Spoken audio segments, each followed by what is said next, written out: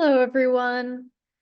I'm Kira Bono. I'm a writing fellow at CUNY SPS. Hi, everybody. My name is Erin Heiser, and I am the assistant coordinator at CUNY SPS for the Writing Fellows. It's great to be here with you all. Um, we just wanted to go over a few quick housekeeping notes before we begin this webinar on how to find and use sources in APA style. If you have a question about APA style or about anything we cover during tonight's presentation, please do submit your question using the Q&A feature at the bottom of the screen. We will only be answering questions from the Q&A section, so just take a moment to find that icon at the base of your Zoom screen.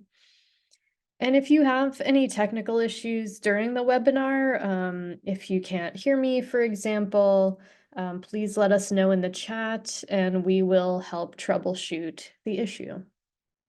And throughout tonight's event, we are going to ask you to participate in a few Zoom polls. So look for pop-ups to show up on your screen and you can reply to those questions. So our first Zoom poll should have popped up for you. We're going to get started with just a simple one. Let us know how long you've been a student at CUNY SPS.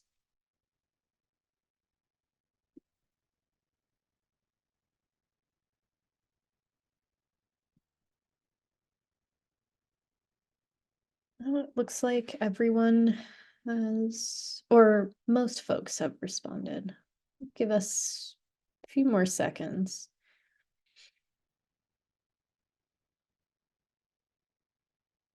Amazing. So it looks like we have a lot of folks from their first semester here. Welcome to CUNY SPS. It's so great to be here with you all. And we have some folks from the second semester and later. Welcome back to everyone. I hope the start to your semester has been as gentle as possible so far. And let's also check in with a second poll, just to make sure we're as useful as possible to you all tonight. We are wondering whether or not you feel confident in the following things. So understanding the rules of academic integrity, finding scholarly sources, directly quoting, paraphrasing, and summarizing sources, and then also making properly formatted APA-style references and in-text citations. So I'll give you all a tiny bit of time just to let us know how you're feeling about these skills.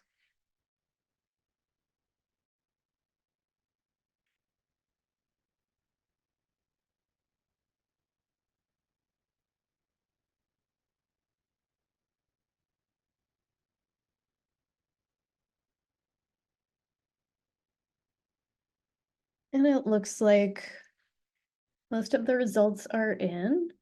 So we have a lot of confidence in understanding the rules of academic integrity. That's great to hear. And a little less confidence with finding scholarly sources. So we'll definitely be talking through that tonight. So hopefully that can help.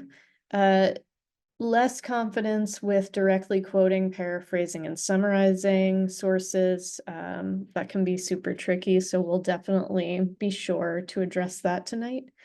And lastly, the least amount of confidence with implementing APA references in the references list at the end of a paper, and also with your in-text citations throughout the paper. So we will be making sure to go through all of those things. And then again, if questions come up throughout, please do feel free to put them in that Q&A section, and we'll address that at the end as well. Amazing. So we are going to cover how, when, and why we cite sources in academic writing. We're going to focus on how to properly cite your sources so that you can avoid plagiarism. We're also going to cover direct quoting, paraphrasing, and summarizing sources. We will define what scholarly sources are and show you how to find them. And we're going to demonstrate how to do citations both in your text, in the paper, and on the references list at the end of your paper. So why do we cite sources?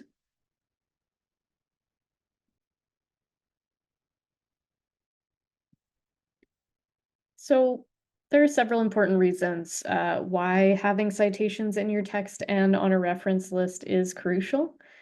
We want to cite in order to help readers evaluate the arguments or the claims that you're making. We want to legitimate those claims or inquiries. And we cite in order to provide directions on where our readers can find the same information themselves if they are doing similar research. And most importantly, we want to give credit where credit is due. And if you fail to cite sources or if you cite them incorrectly, you may be charged with plagiarism, which is a serious academic offense. The CUNY policy on academic integrity defines plagiarism as, quote, the act of presenting another person's ideas, research, or writings as your own, end quote. You can find more information about CUNY's academic integrity policy at the link here. And if you fail to cite sources or cite them incorrectly, oh yeah, you all showed confidence in the plagiarism policy, so we won't have to talk about that too much, but yes, this link has the full policy if you have any questions about that or want to follow up. So what counts as plagiarism? For one thing, copying another person's actual words without the use of quotation marks and without attributing the words to their source. And also presenting another person's ideas or theories in your own words without acknowledging the source. So internet plagiarism can involve submitting downloaded term papers or parts of term papers, paraphrasing or copying information from the internet without citing the source, or cutting and pasting from various sources without proper attribution. It's also important to note that the CUNY academic integrity policy also prohibits students from submitting the same paper or substantial portions of the same paper to more than one course without consulting both instructors. So you can actually plagiarize yourself by accident. So it's good to be careful. CUNY's academic integrity policy was updated over the summer to include the use of AI, so just be sure that you're familiar with that policy. AI can be a useful tool when utilized carefully, but it can also create situations where students unintentionally violate academic integrity. So always just check in with your instructor to make sure they are okay with the way you're using AI before you start any work.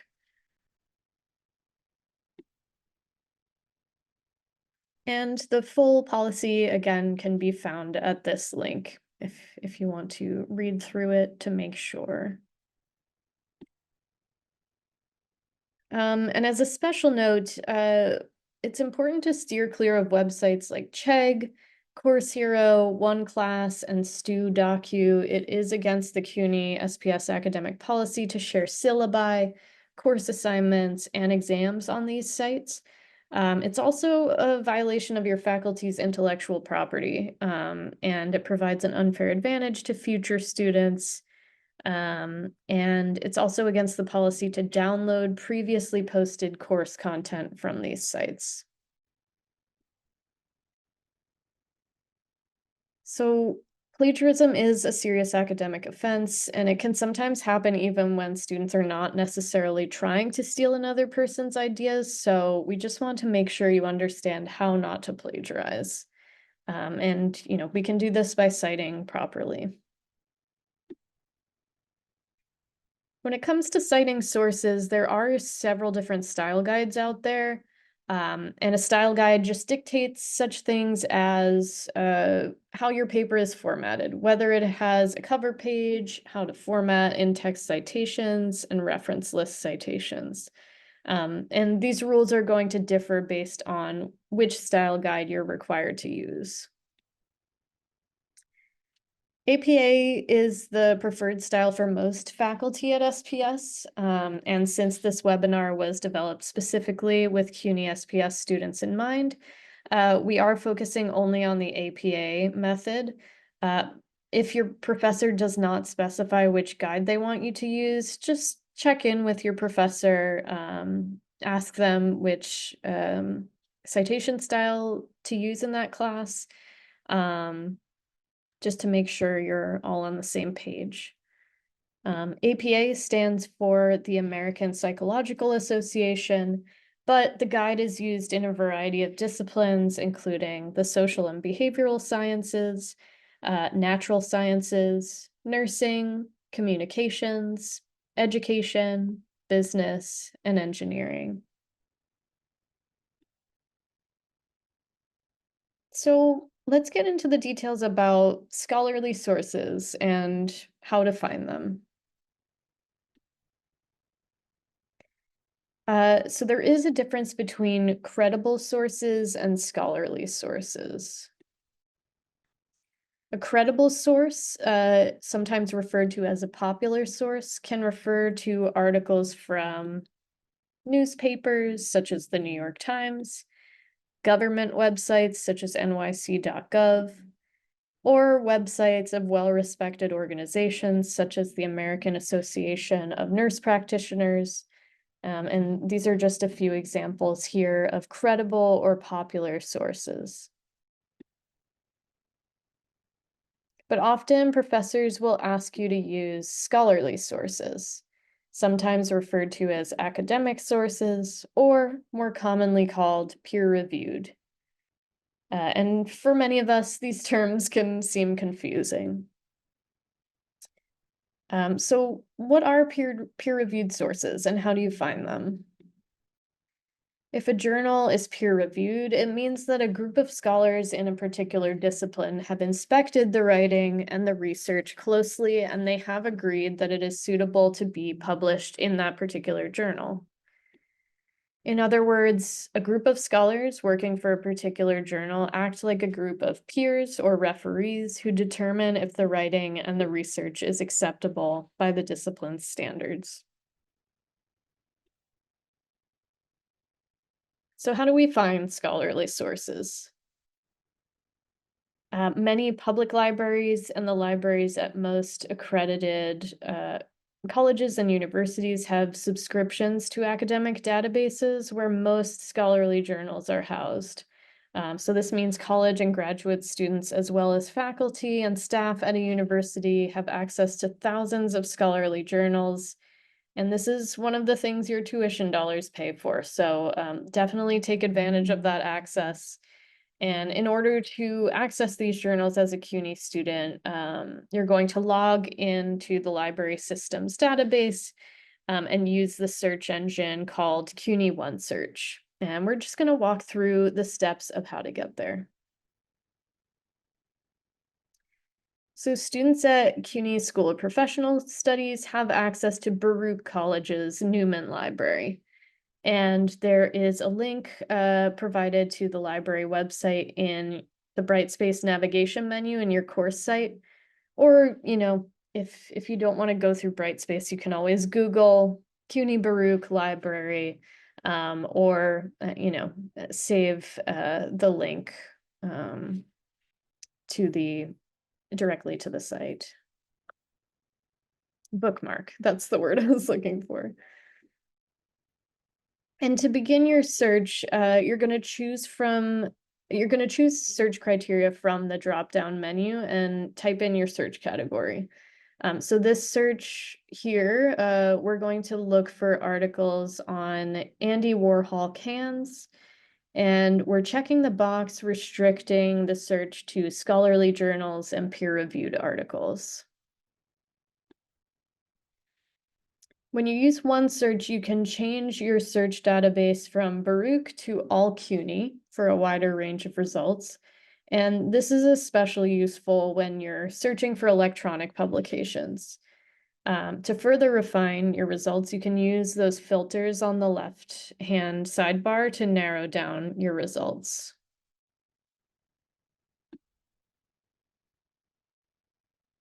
And as you scroll through the list of results, and you're reading those titles and clicking on them, and you're beginning to read through to see what might be relevant to your project, this can be helpful in deciding what is most useful for your research. So sometimes the articles include abstracts, which can give you a sense of whether or not to keep reading. And once you've found an article, you can download a PDF or email it to yourself. There are several different tools available in the OneSearch system. So now that you've found all of your sources that you're going to incorporate into your paper, you must give citations for each source that you use. When should you cite sources?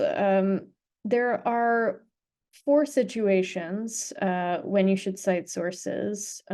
We want the reader to know exactly where our information has come from. So we're going to cite when we quote, paraphrase, summarize another source, or when we're mentioning factual information that we have to look up.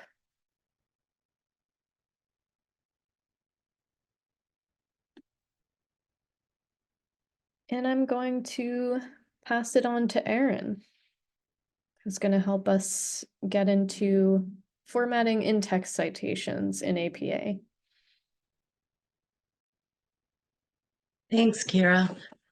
So we'll start by talking about how to do proper in-text citations. Remember, in this presentation, we're focusing on APA 7th edition, which is the latest version of APA formatting. It was released in October of 2019.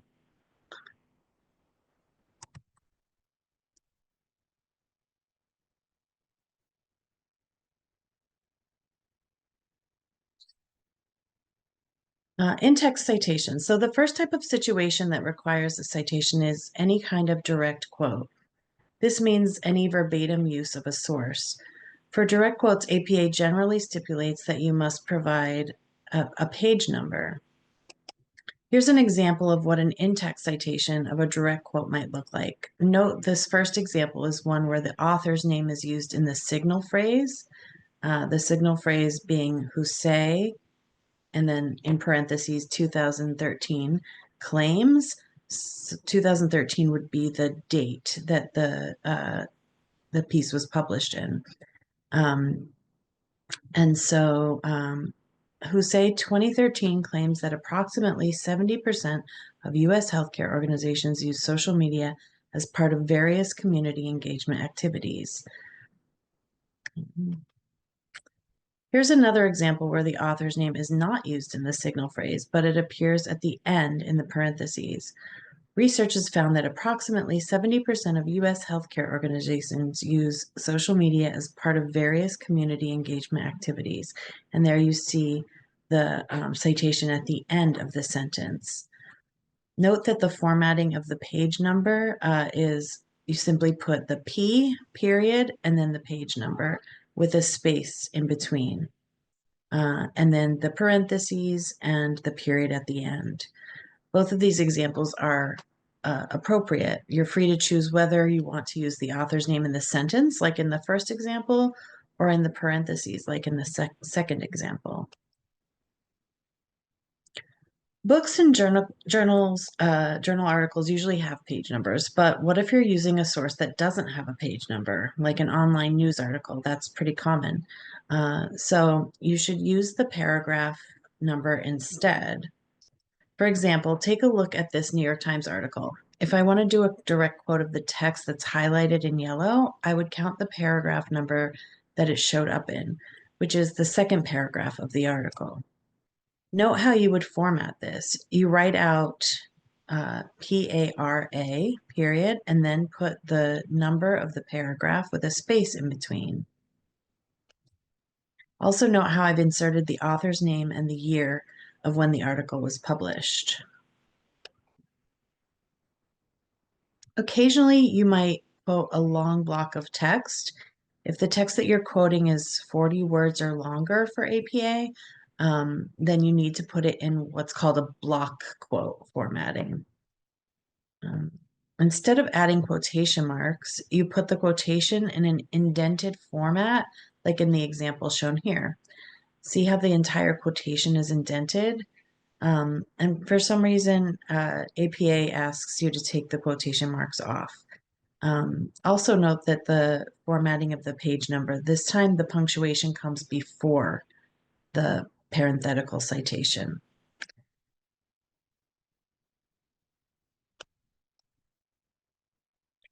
The second type of situation where you would add an in-text citation is when you paraphrase.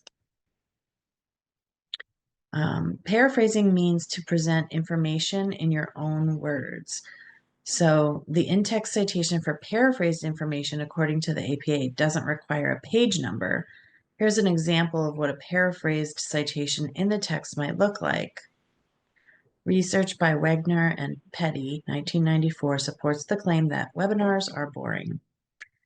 It's important to note that the APA recommends using paraphrasing more so than direct quoting, and a lot of professors at SPS also have that preference in general. If your paper has too many direct quotes from other sources, your voice gets lost and the flow of the paper may suffer. So try not to use too many direct quotes in your writing. It's best to save direct quotes for when you want to provide an exact definition or when you want to address the exact wording of the original source. Paraphrasing tends to be a challenging aspect of writing for many students. So we're going to explore this a little bit more. Let's pretend that you found this research article and you want to paraphrase this section of the article. Cyber vetting or hiring managers' attempts to assess applicants' qualifications based on social media profiles has become an inevitable reality of personnel selection. However, research suggests that assessments based on personal social media, such as Facebook, raises legal and ethical issues and offers limited predictive power. So we're going to do a poll for this one. Let's take a look at it, at a few attempts to paraphrase this passage. I want you all to take a look at each attempt and tell me if you think it's sufficiently paraphrased. You'll see a poll in your Zoom pop up and it'll ask you to vote. And let's pretend this is an example of student writing. Do you think this sentence is sufficiently paraphrased? So it says cyber vetting, which refers to hiring managers' attempts to assess applicants' qualifications based on social media profiles, is an inevitable reality, but research suggests that social media-based assessments raise legal and ethical issues and provide limited predictive power. So go ahead and answer that poll. Okay, it seems that most of you have answered it. You're answering it. And most people are noticing that no, this is not sufficient paraphrasing. The language in this sentence is very similar to the original passage. When paraphrasing, it's important that you write using your own words. Even though you cited the original authors, you may still face academic integrity issues if you don't sufficiently paraphrase.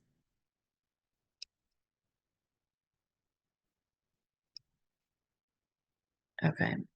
Here's another example of an attempt at paraphrasing the same passage. Okay, so cyber vetting, sorry, let me having trouble with my arrows. Cyber vetting or hiring managers' attempts to assess applicants' qualifications based on social media profile has become, okay, we already read that, sorry. So this is the new paraphrase. Roulen and Lavashina, 2018, state that engaging in cyber vetting or assessing applicants' qualifications through social media networks has become an unavoidable truth of employee selection. But studies propose that evaluations based on private social networks, including Facebook, solicit lawful and moral issues and provide restricted prognostic capability. So go ahead and do that poll. Is this a sufficient paraphrase, do you think?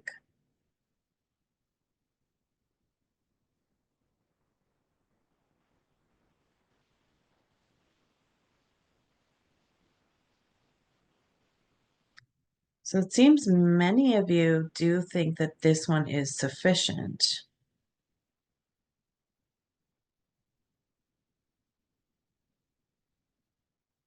Give you another few seconds to look it over.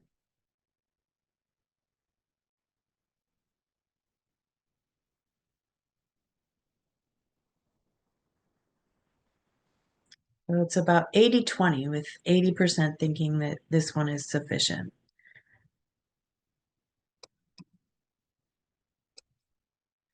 Actually, no, it's not. All the student did was change some of the words. Notice how the sentence structure is almost identical to the original passage. Simply using a thesaurus and picking synonyms of the original words is still actually considered insufficient paraphrasing. This could also lead to potential academic integrity issues.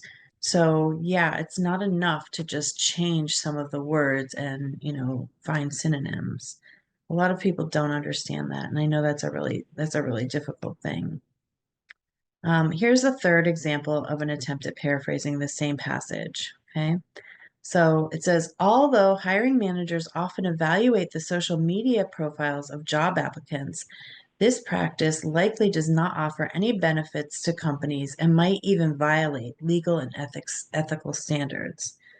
So what about this one? Who thinks this is a good one?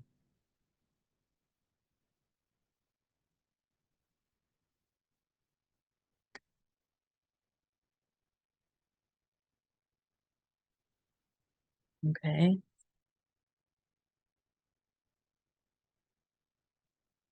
Yeah, it seems like most people are voting and they agree that this is a good one.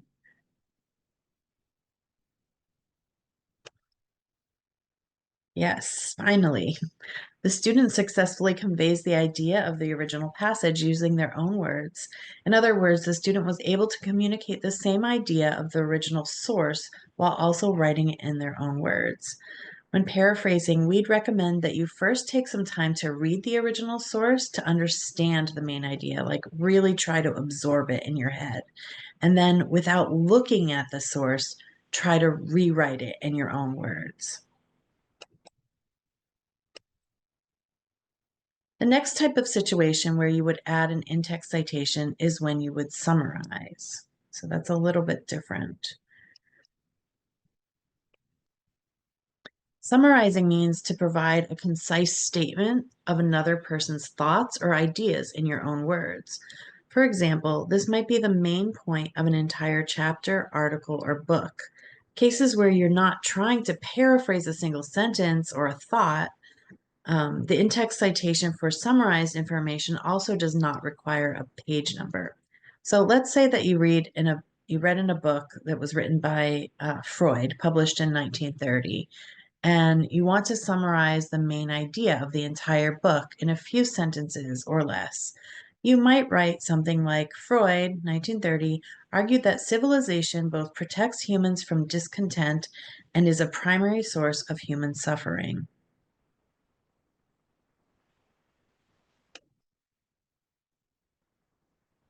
Slide 40. Okay. The fourth situation where you need to use an in-text citation is when you use factual information that is not considered common knowledge. Some things are common knowledge that we can assume most people would know. For example, if you say there are 50 states in the US, you don't need to cite that. But if you mention some fact, like a statistic that you had to look up, you should provide a citation for where you got that information. For example, in 2019, there were 17.4 million veterans in the United States, and the citation there in parentheses would be the US Census Bureau 2020. One important point about in-text citations is that how you format them differs depending on the number of authors that your source has. If your source has just one author, then you simply list that author's last name and year. Notice that I'm showing two sets of examples, a narrative format and a parenthetical format. The parenthetical format includes the authors and the date of publication within the parentheses. The narrative format inserts the author as part of the sentence with only the date of the publication in parentheses. You can choose to use either format. Both formats are totally acceptable.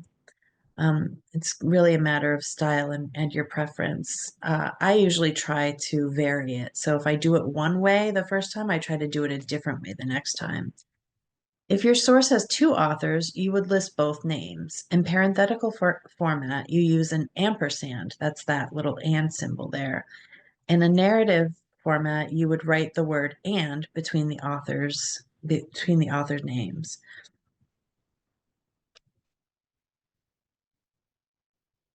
If your source has three or more authors, you would just list the author followed by et al., which means and others. Some sources have dozens or even over 100 authors, so using et al. Makes your life much easier instead of having to write out every author's name in your text. We've covered the basics of in-text citations and APA formatting, but if you have more questions, we recommend you check out the APA guide on Purdue OWL's website. You'll find links providing more guidance on in-text citations there. In addition to having in-text citations, APA format also requires that you have a reference section, which is a list at the end of the paper. So we'll talk about the basics of how to create a reference list here. Note that if you include a citation in the text, it must appear in the reference list too.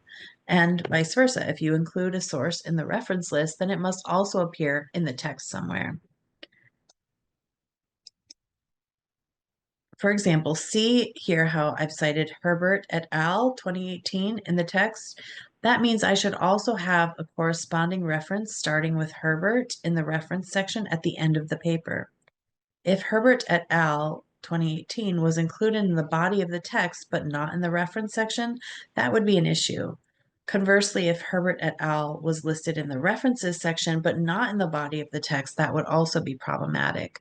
So make sure all of your in-text citations and references are accounted for. In the next few slides, we'll go over how to format references for some common things you might cite, like articles from research journals, books, and articles from websites. There are many other types of sources, of course, that you might potentially cite, and there are specific APA formatting rules for all of these. Just as a note, nobody really remembers all of this all the time, especially, if it's not something you're doing on a regular basis. So don't feel bad if you have to go and look it up each time. I don't think anybody expects you to memorize how to do all of this, but that's what the guides are there for. So there's many other types of sources you might potentially cite, and there's specific rules for them. So, for example, if you want to cite films, videos, podcasts, tweets, web pages, or something else, you want to check out this resource on the APA website to find out how to properly format them. For now, we'll just focus on some of the more common types of sources in the next few slides. First, we'll look at how to format a reference for a research journal. article. Research journal articles are what your professor might call peer-reviewed or scholarly sources. Here's an example of a reference for a research journal article. First, you start with the names of the author or authors. Write out the last name and then first and middle initials. So APA just uses the first or middle initials, unlike other style guides might ask you to use the full name. Note where the commas and the periods go. Next, you have the publication year in parentheses. And then add the title of the article. When writing out titles, don't capitalize every word. Only capitalize the first word and the first word after any colons or question marks and any proper nouns. All other words should be lowercase. After the title, insert the name of the journal where the article came from in italics. Here, the name of the journal that this article is published in is called Personnel Psychology. Next is the volume and the issue of the journal. The volume number is written in italics and the issue number is written inside the parentheses. After that, add the page number. Sorry, let me go back.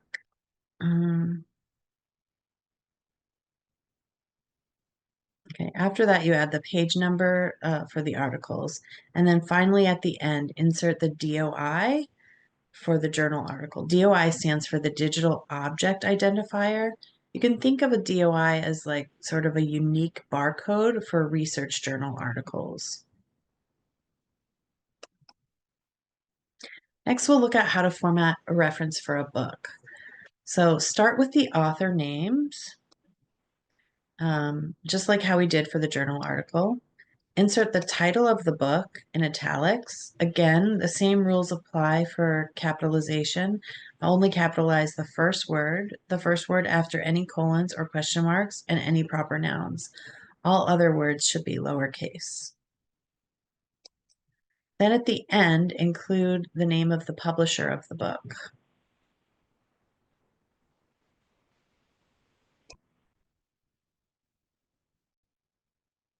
Finally, we'll look at an example of a reference for an article that you find on a website.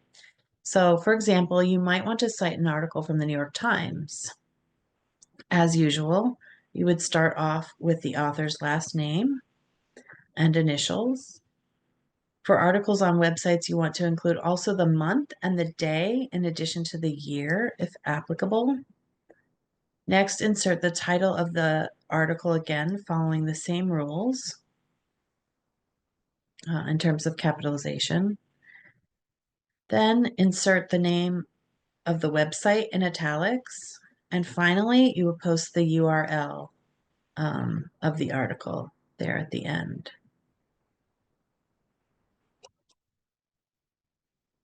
So here's a sample reference page. Your references page should follow this format. A couple of key formatting points to keep in mind would be to make sure your references start on a new page at the very end of your paper. References should be arranged alphabetically by the first author's last name. So you see F. Freud comes before H. Herbert. Format each reference using what's called the hanging indent. This means that after the first line of each reference, each subsequent line should be indented. So the first line is not indented, but each one after that is indented. And there's actually a tool both in Microsoft Word and in Google Docs that will do that for you if you just know where to click.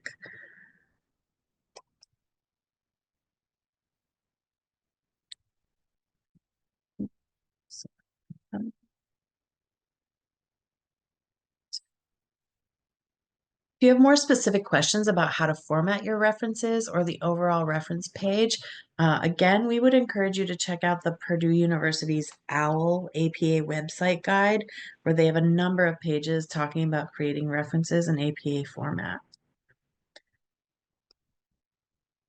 Some of you might be thinking to yourself that this process of writing up references page sounds very monotonous, and you're absolutely right. In reality, many researchers actually don't write up their references manually. Many researchers use computer software called citation managers that can automatically format references for you. So one popular citation manager program is called Zotero. You might have also heard of other ones like Mendeley or EndNote. Sometimes I know students have used like EasyBib or Citation Machine. Remember the example of the references page a few slides back? It was actually automatically generated using the Zotero program, which you can see in this screenshot here. With a few clicks, it was able to produce a fully APA formatted reference page. Zotero and other citation managers can sometimes even automatically populate the information you need for the sources. If you'd like to learn more about how to use Zotero, Baruch College has a guide, and there's a link there. I think we can put that in the chat. Um, and if you're someone who has to write a lot of research papers for class, or you're considering going to graduate school, you may benefit from learning how to use Citation Manager. It'll make your life a lot easier. If you don't want to download any software onto your computer, you can consider using the other options that I mentioned before, or you can use an internet browser like zbib.org, which you can see there.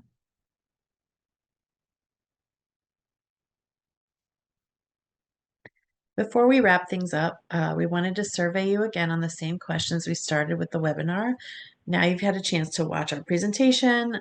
Please indicate whether or not you feel confident in the following aspects: understanding the rules of academic integrity, finding scholarly sources, directly quoting, paraphrasing, summarizing sources, and making properly formatted APA-style references and in-text citations. We appreciate your feedback.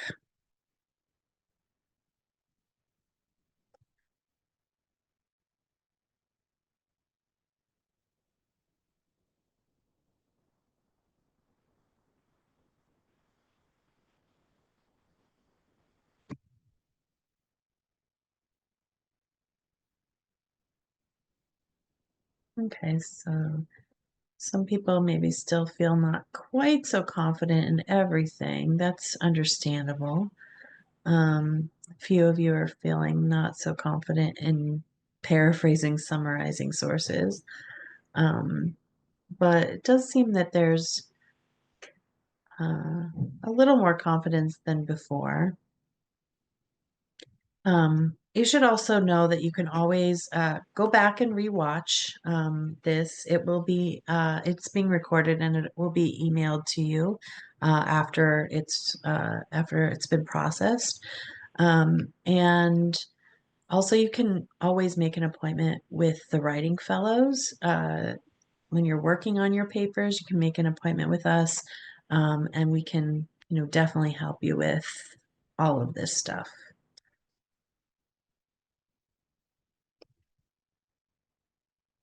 The information for how to work with the Writing Fellows is if you are in your course site and you go to the tutoring button at the top of the menu, and there's a drop-down menu, and you'll be able to find information on how to work with the Writing Fellows. We assist writers at every stage of ability. We're available 7 days a week, and we can meet with you either synchronously via video, audio, or text chat, or we can also provide asynchronous feedback on papers when you make an appointment.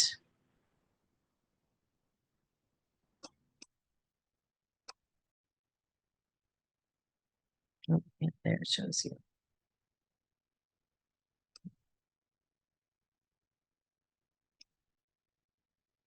And our email address is there as well. So feel free to drop us an email if you have any questions.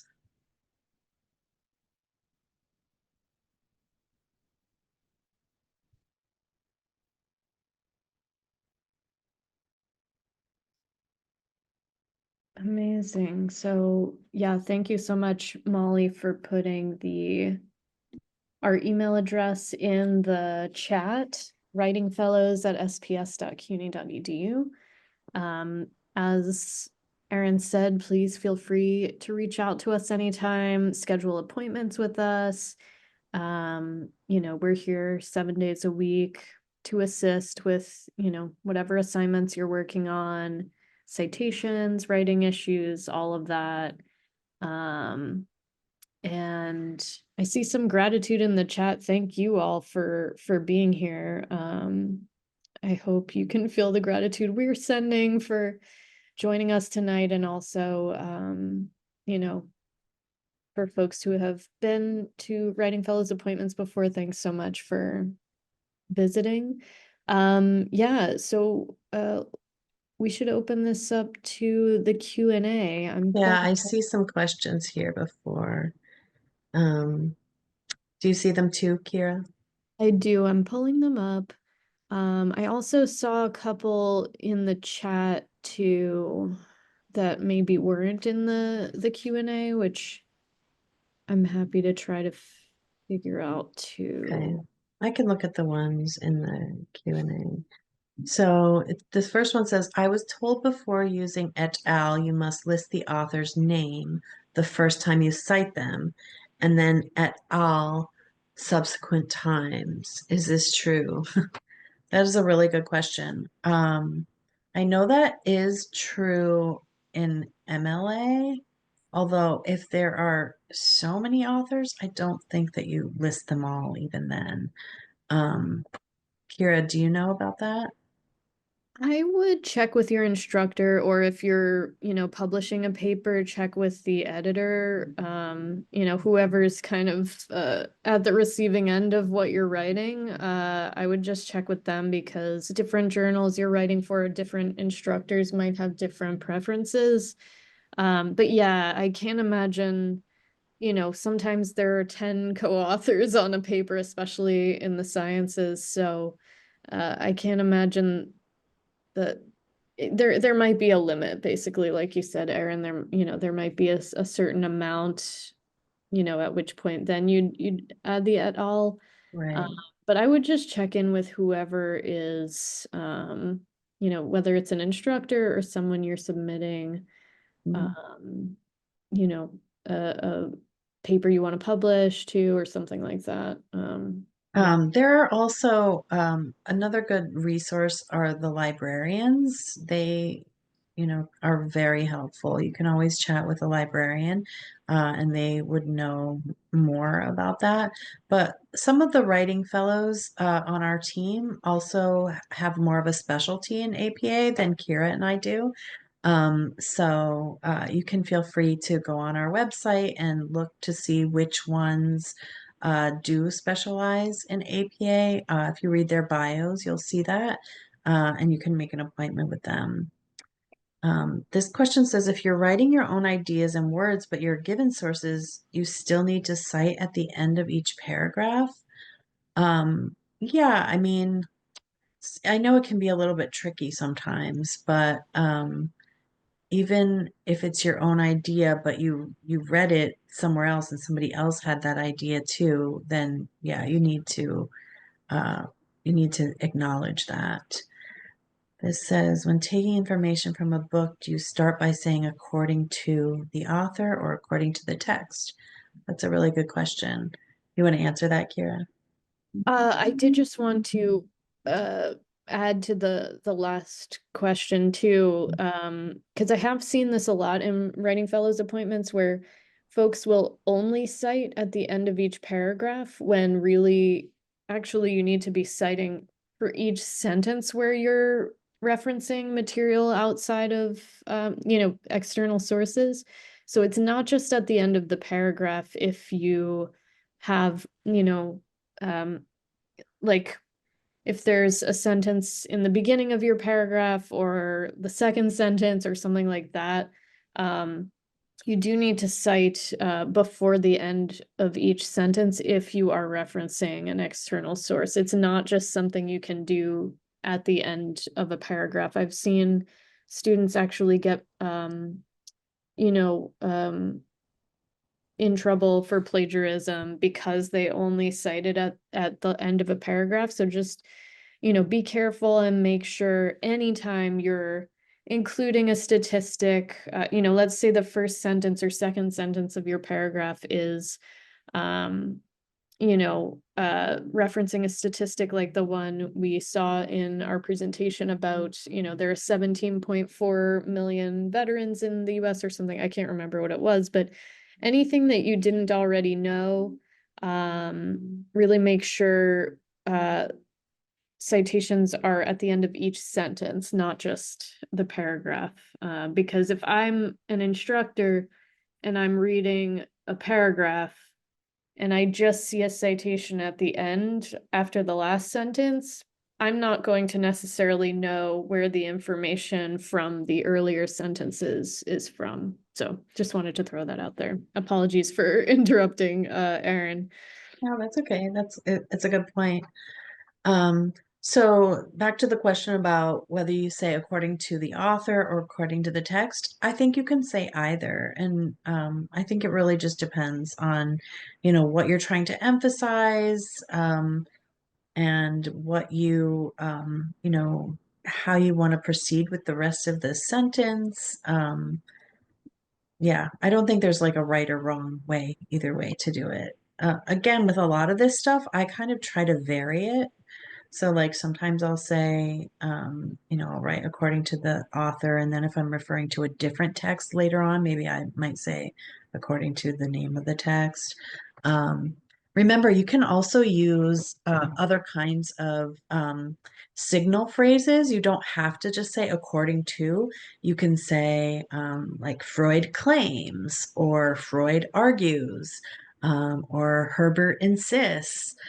There's a book called They Say, I Say that I think is a great resource. And at the back, there's a template there's a list of like templates for all kinds of like phrases like that gives you ideas for language to use when you're writing about text. You can usually find that book online. It's called, I'll put it in the chat, but it's called They Say, I Say, The Moves That Matter in Academic Writing. It's a great resource. I always use it with my students. It's called They Say, I Say. You just like Google it, and you Google They Say, I Say PDF, you'll probably be able to find it. Um, let's see, do you see another question here, Kira, that you want to answer? Yeah.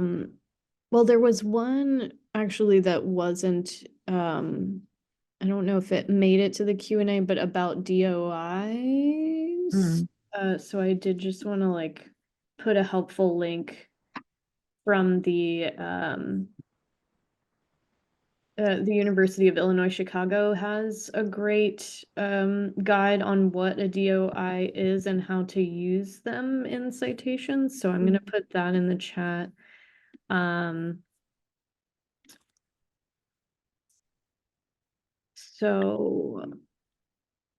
Yeah, a DOI is a digital object identifier. It's a string of numbers, letters, and symbols used to. I'm just reading from the University of Illinois Chicago guide here. Used to uniquely identify an article or document and to provide it with a permanent web address. It's kind of like a social security number, they're saying, for the article you're citing. So it's always going to refer to that article and only that article. So yeah, sometimes an instructor will want you to have those after your sources in your references list. Yeah, I think the UIC guide is pretty helpful for looking more into that. And then I see, okay. I see a few questions where people have asked if you have to write the date when it was retrieved. That is Mm, such a good question. And I think so.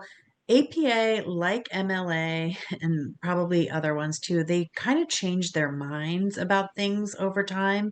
And sometimes they go back and forth. And so that's why it's always like really good to be, to check the most current version.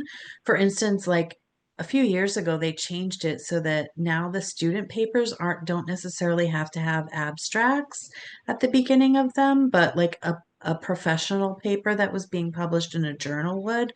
But the student papers don't have to. That's relatively new. I think they changed that in like 2019 um, with this most recent version. And sometimes professors aren't even aware because professors haven't even like noticed or taken note of all those little changes. So I think the date retrieval was a similar thing that's changed over time, but I just looked it up now because, Google is your friend. So you always want to Google, and especially if you Google a question and then you put in owl at Purdue, it will just take you to that page. That's what I did. And I just I'll put the link in the chat. And I just read that they're saying now that when a website is likely to change over time, then you want to put the date that you retrieved it. But I think otherwise they don't necessarily ask you to put it anymore. That's what I'm seeing when I just glanced through there very very fast. Um, and that's another thing that sometimes with issues like that, it does vary depending on the instructor. So, you can always check with them too, because like Erin said, they might honestly prefer an older version of APA or something sometimes. And they may not want to see a date retrieved or something, sometimes instructors do have their own preferences and or journals that you're publishing for or something. So always good to check in. But yeah, Googling any question you have next to Purdue OWL uh is a great method that I think we all use. And I can't recommend it enough. So I'm gonna mark that answered, and then how does the paper drop off work? We didn't talk through that yet, right, Erin? I can go through that. yeah, no, we didn't really talk through the appointments, but you want to go ahead and answer Sure. that? Yeah, sure. Do we, And I'm not clear, do we have to end right at 7 or do we have a few minutes? I think we have until 7:15, right, Oh, Molly? okay. Yeah, that's correct. Okay, great. Yeah, so we're here until 7:15. So the paper drop off, that's a great question. So yeah, there are two options for how you can engage with the writing fellows. So you can either, like you said, just upload a paper or a draft that you're working on. You'll also upload the assignment instructions so that the writing fellow understands what your instructor is asking for, so that we can be of most use to you as you're developing the draft. And then also the rubric can be really helpful. So you're going to upload that as well into the WC online system. And yeah, Erin had a slide up earlier, showing that page on Brightspace or that toolbar on Brightspace where you can click tutoring, and that's how you can schedule with us. But for the paper drop off, you really just are uploading files and providing a draft instructions from your professor and the rubric. And you're also just letting us know in the appointment notes what you're looking for, like what kinds of feedback would be most helpful for you. For example, are you looking for someone to help with your APA citations? Do you have, questions about how to organize your ideas or paragraphs? Do you have grammar questions? It's really, up to you. what you would like assistance with, and and then we'll do our best at the other end to give feedback accordingly. And then the other option is, if you do want to talk to us live, we can do a one-on-one live video chat, or we can just do audio. And there's a whiteboard that, so we can work on citations together or workshop sentences together, really write together and work through writing issues together.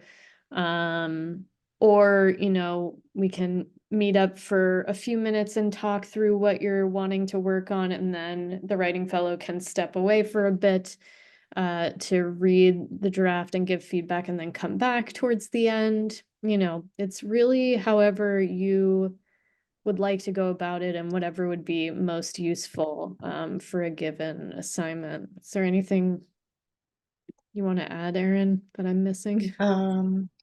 No, I don't think so. Yeah. Yeah, Hopefully. definitely make an appointment. And when you go on and read about how to register for the system that we use, if it's anything's unclear, you can just drop us an email and let us know. Right. Um, Right. Somebody had asked in the chat in the Q&A how to cite like PowerPoint slides or like lecture notes from a professor, and Mm, I didn't know. Again, like nobody really remembers exactly all of this stuff. Most of us have to look it up every time. So I did, and it did bring me links to the OWL at Purdue, but it also brought me right to APA's website. So, I mean, either of those is like legitimate. So I just linked to the APA site there. I put it in the chat. Um, but, the thing really to remember is like you can ask any of these questions in Google. You just want to make sure that when you look for the answer, you go to a good source, right? So you go to the OWL at Purdue, or you go right to apa.org, and you get your answers there. Sometimes LibGuides can be really useful too. They're usually really reliable. yeah, I Um, see. I see one. The University of Nevada, Reno library guide looks pretty good too. Yeah, I Googled it as well. Yeah, yeah, that's like Erin said, I feel like, yeah, if you take anything away from this webinar, the main thing is don't be afraid to Google what you're looking for with Purdue OWL next to it, or what you're looking for with APA or something. And yeah, if you end up on Purdue OWL or a library, a university library guide, then you're probably in good hands. yeah. This last question here is, can we ever have an original idea that is just new, where no one has done any research or maybe nothing is out there? How can we create original pieces so in the future persons can cite us? I know, such a villain-inspired question. Um, yeah, such a good question.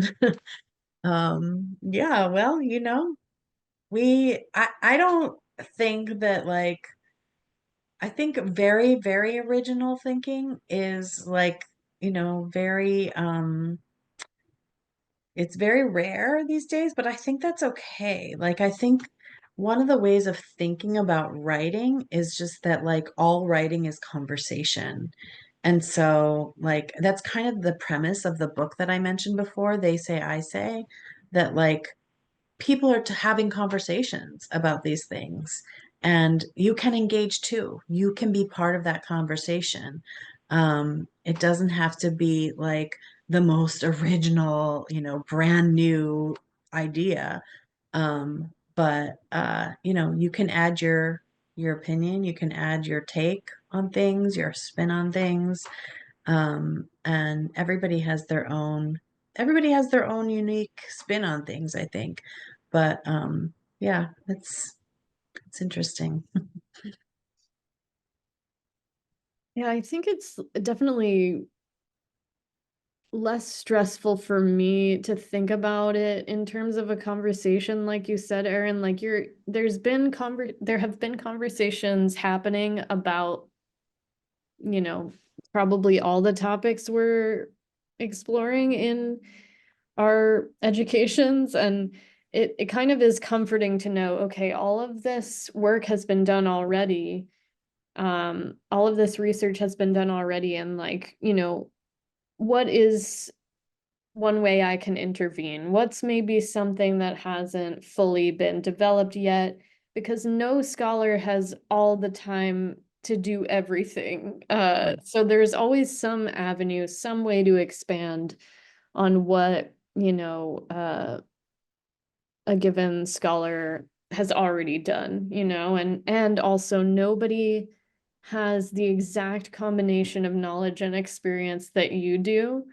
And so that can be where you enter the conversation, that can be where you expand it. It's not like Erin said, there's not going to be some kind of like, completely not everything is going to be extremely groundbreaking and ground shaking and completely transform your academic discipline, but I That's think okay. it's a lot cooler to like be part of a big web of knowledge and to like find your own little corner of the web, and also pave the way for future scholars too. I think that's what's so beautiful about citation is, you're kind of uh paying respect to what has come before, and also like helping future scholars navigate similar questions and expand. I don't know, I kind of picture it like a web that just keeps getting bigger,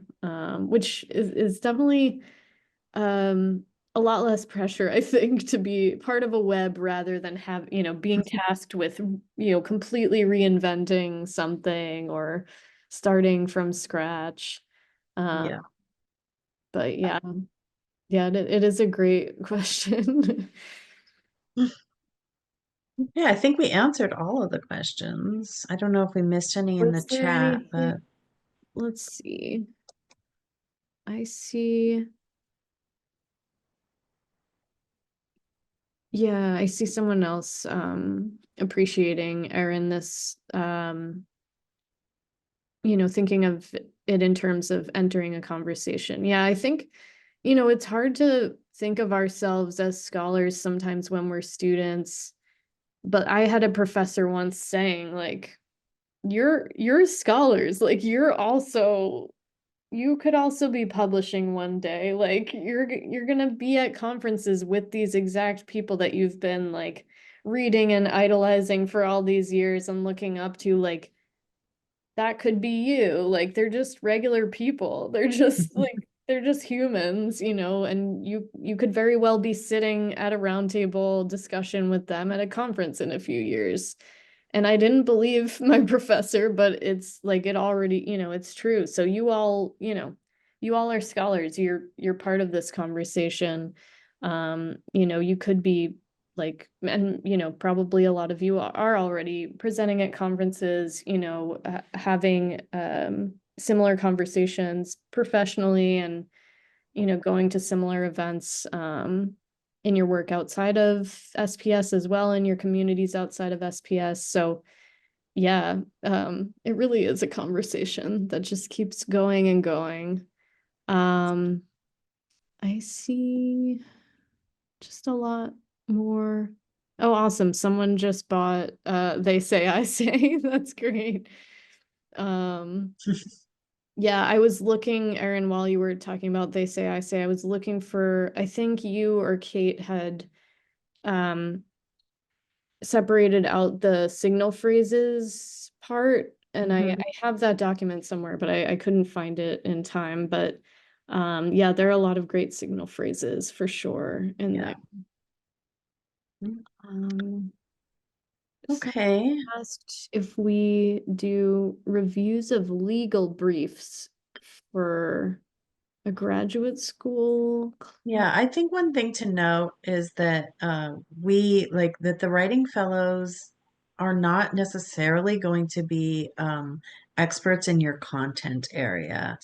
So, and in terms of like style, we might also something super particular we might not know necessarily, like a something like a legal brief. I mean, we can always give feedback on, things like whether or not the organization of the paper is clear, whether you have like a strong thesis. We do look at, and hopefully you will submit your the instructions from the professor when you send it. So we look at the instructions and the rubric that the professor is going to be using to evaluate your paper, and we try to give feedback based on that. But it really is mostly limited to the stylistic aspects rather than the content. I mean, it is true that like if you're writing a paper for psychology and you make an appointment with Lily, Lily is in psychology, so she might be able to give you feedback that goes a little bit beyond just the style.